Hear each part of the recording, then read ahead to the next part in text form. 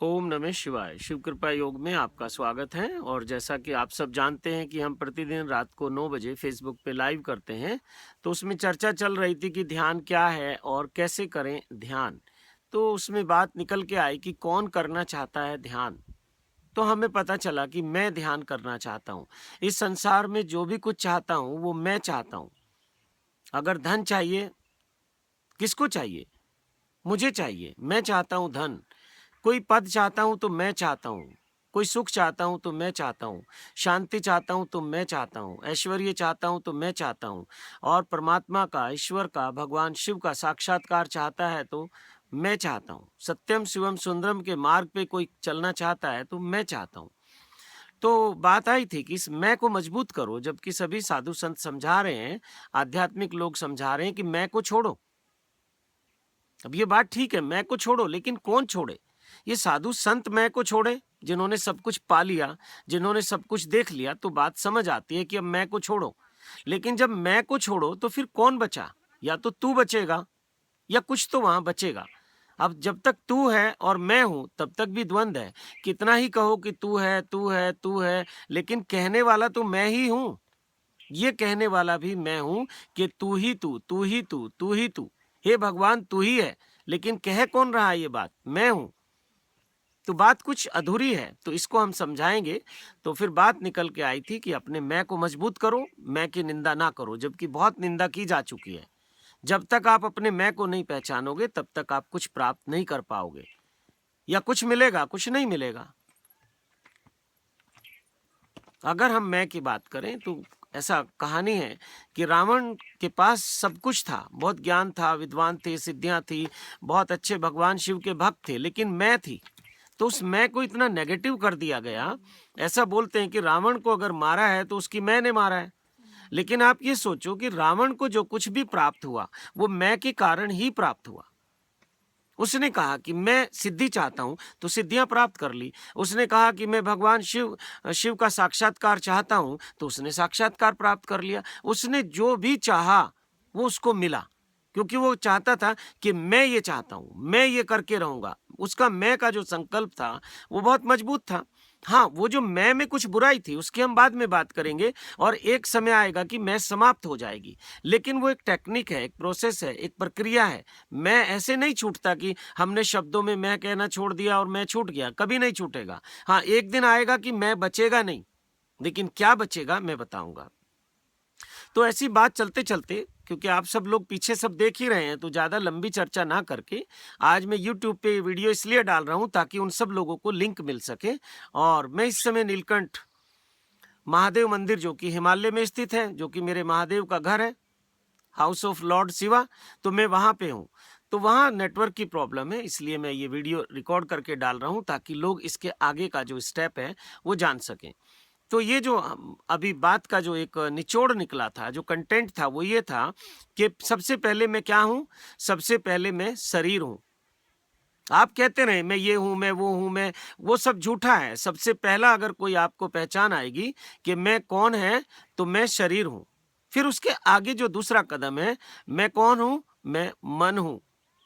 और जो लोग आपको सिखा रहे हैं कि मैं शरीर हूं, मैं मन हूं, मैं आत्मा हूं, बल्कि कुछ लोग तो सीधे कह रहे हैं कि बस मैं आत्मा हूं, और परमात्मा कहने की हिम्मत नहीं है उनमें। लेकिन जिस दिन आपको ये पता चलेगा कि मैं आत्मा हूं, उस दिन आपको पता चलेगा कि मैं ही परमात्मा भी हूं।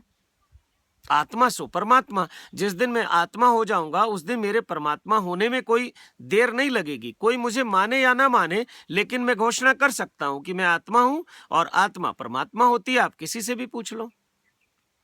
तो हमने बात की थी कि शरीर की एक्टिविटी जो है, जो क्रियाएं हैं, उनके प्रति आप जागरूक रहो। ये ध्यान की एक विधि है। 24 घंटे आप कुछ ना कुछ कर रहे हैं।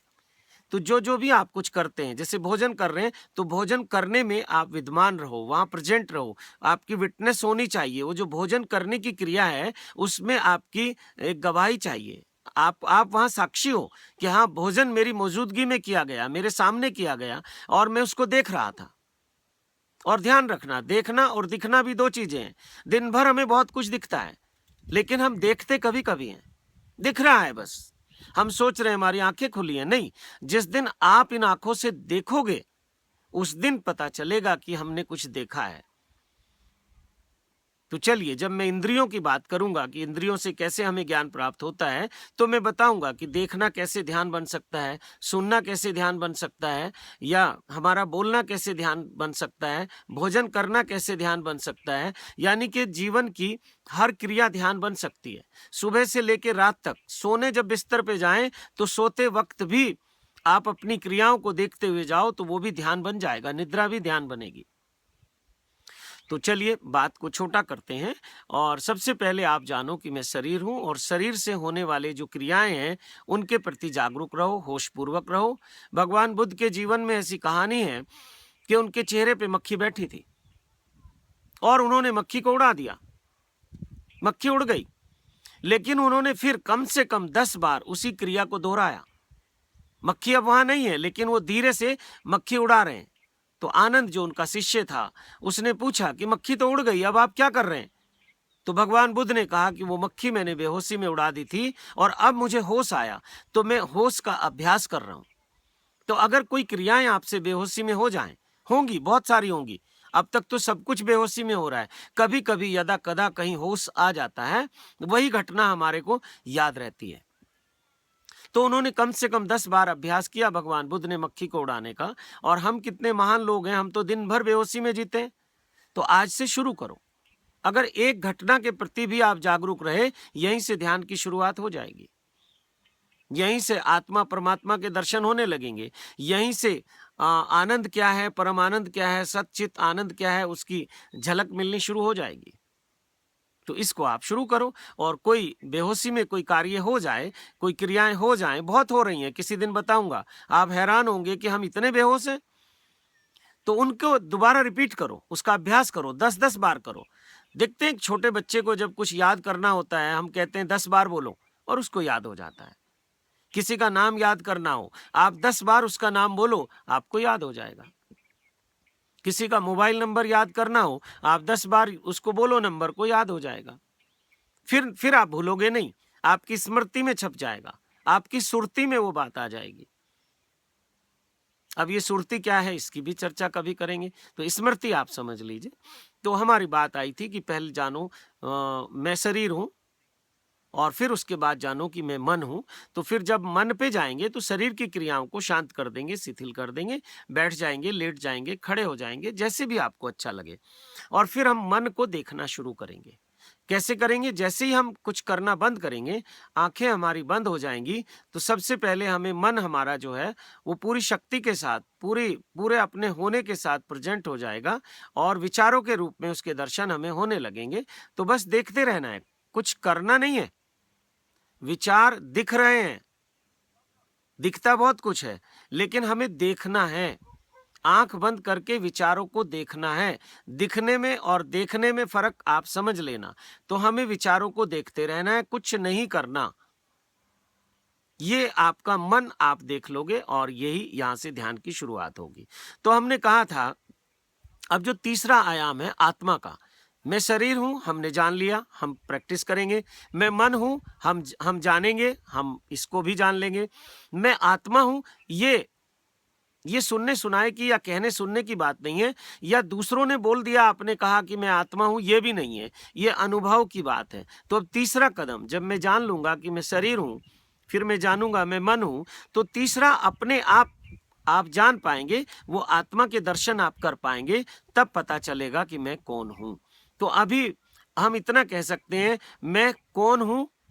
एक सवाल तो यही है।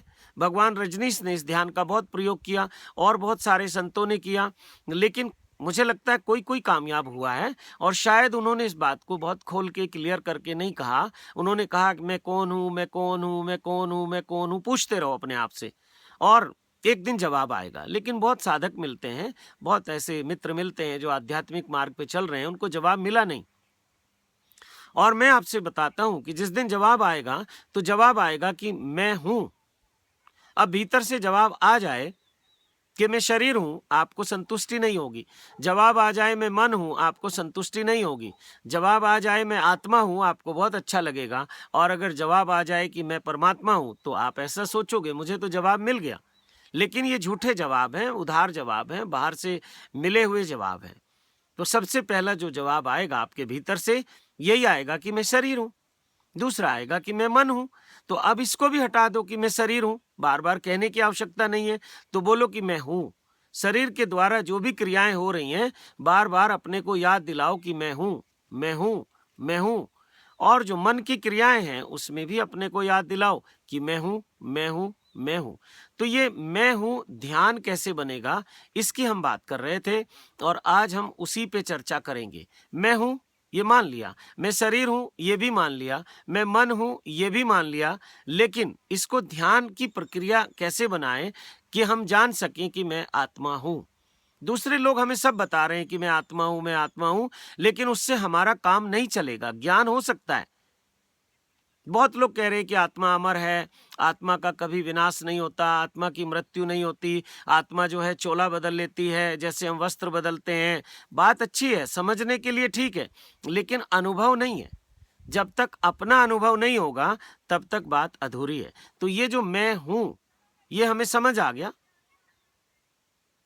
मानना कि मैं शरीर हूं, लेकिन अब बार बार कहने की आवश्यकता नहीं है कि मैं शरीर हूं, लेकिन शरीर की हर क्रिया के प्रति जागरूक रहना है और वहां बोलना है कि मैं हूं। जैसे दो लोगों का झगड़ा होता है, अगर तीसरा व्यक्ति वहां है तो वो विटनेस है, वो साक्षी है, वो गवाह है। तो वहां वो व्यक्ति कहता है कि मैं हूं, मैं गवाही दूंगा, ये सब घटना मेरे सामने हुई है। तो ऐसी जो भी शरीर की घटनाएं हैं, जैसे शरीर चल रहा है, आप वहां घोषणा करो कि मैं हूं, मैं विद्वान हूं, इस चलने की क्रिया को मैं देख रहा हूं। शरीर भोजन कर रहा है, आप बोलो कि मैं हूं, मैं गवाह हूं कि शरीर ने भोजन किया। और उस भोजन करने की जो अवस्था है उसमें जागरूक रहना है, साक्षी रहना है, विटनेस रहना है। तो ये छोटा सा प्रयोग है लेकिन बहुत क्रांतिकारी प्रयोग है। तो आज हम ध्यान करेंगे कि मैं हूं ध्यान क्या है। और जिस दिन मैं हूं ध्यान को हमने समझ लिया और इसको एक प्रक्रिया के द्वारा हमने किया, तो हमें पता चलेगा कि मैं आत्मा हूं। और ये अनुभव होगा, शब्दों में नहीं। मेरी बात को या किसी संत की बात को या किसी शास्त्र में लिखी हुई बात को मान के मत बैठ जाना। बहुत लोग ये मान के बैठ गए कि भगवान कृष्ण ने कहा है कि हम तो आत्मा है और आत्मा तो अमर है, आत्मा तो अजर है, आत्मा का कभी विनाश नहीं होता। लेकिन आपका होता है। अगर नहीं होता तो बताओ पिछले जन्म में आप कहाँ थे, कौन थे आप? कहीं तो रहे होंगे। इसका मतलब आपकी आत्मा अभी जागरूक नहीं है। जिस दिन आत्मा जागरूक हो जाएगी उस दिन आपको जन्मों जन्मों का पता चलेगा कि किस जन्म में मैं क्या था, किस जन्म में मैं क्या था। भगवान बुद्ध को अपने 5000 जन्मों की स्मृति है। भगवान महावीर को अपने बहुत से जन्मों की स्मृति है। आचार्य रजनीश ओशो को अपने बहुत जन्मों की स्मृति है। और जिस दिन आपने आत्मा को अनुभव कर लिया उस दिन आपको भी हो जाएगी। आप अपने पिछले बहुत सारे जन्मों में जा सकते हो, जहां तक जाना चाहो वहां तक अपने जन्मों को देख सकते हो। और एक बार अगर हमने पिछले जन्मों में देख लिया कि हम क्या थे, तो बहुत बार हम उन सब परेशानियों से, वो जो परपंच हैं संसार के, उनसे बच सकते हैं। हमारे यहाँ शिव कृपा योग में बहुत सारे साधक हैं। कोई अपने 2 जन्मों को जानता है, कोई 3 को जानता है, कोई 5 को जानता है। और ये प्रक्रिया है, कोई ऐसा नहीं कि कोई चमत्कार है या वो कोई विशेष लोग हैं, भगवान की उन पे विशेष कृपा है। नहीं, ये एक प्रक्रिया है। अगर आप उस प्रक्रिया से चलोगे तो आप जान जाओगे। और दूसरा ये है कि अगर आपने आत्मा को जान लिया तो आत्मा तो जब से भी आत्मा का उदय हुआ है, जहां से आत्मा का चलना शुरू हुआ है, वहां से लेके अब तक की सारी स्मृतियां आत्मा में है।